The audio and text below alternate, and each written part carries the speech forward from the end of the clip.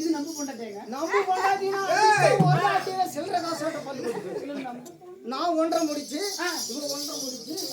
ஏய், என் மனைவி கோபக்காரி. பாத்தியா? கோபமே சமதர்த்தி. ஆமா. நம்ம பொண்டாட்டின்னா என்னன்னு தெரியுமா? என்ன?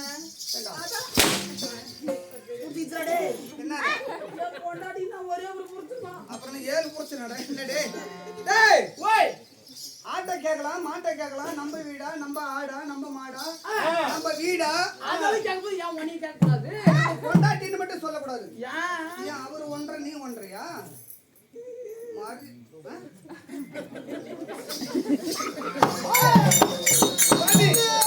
கௌரி அண்ணா தேவி நந்தவனம் சென்று நரிமலரை கொண்டு வந்து பூங்காவனம் சென்று புதுமலரை கொண்டு வந்து மற்ற ஆடையால் துவட்டி பன்னீரால் கல்வி உங்களுடைய பாதத்தில் வைத்து அருமதேவி மன்னா தேவி உன்னுடைய மனைவியானவள் வணக்கம் சபதம்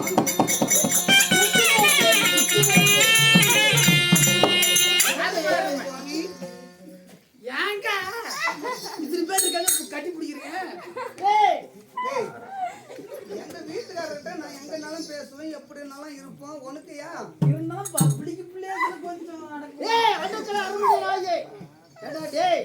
கடுகு மிளகு கலந்து விளையாடி கொண்டு இருக்கும் போது இந்த கூறுகட்டு கொத்தமல்லிக்கு குறுக்கனடா ரசத்துல கொத்தமல்லி போடதான் வாசமா இருக்கும் அப்படிங்கிற. ஆமாங்க. சரி சரி கன்யா தேவி சுவாமி, அதனால மல்லிகை முல்லிகை மனோ ரஞ்சிதம் என்று சொல்லக்கூடிய பாச்சாதி மலரை கொண்டு வந்து என் திரிய பொறுப்பாதிகளை படித்ததினாலே நாகலோகத்திலே எப்படி எப்படி எல்லாம் வாழ்வது தெரியும். எப்படி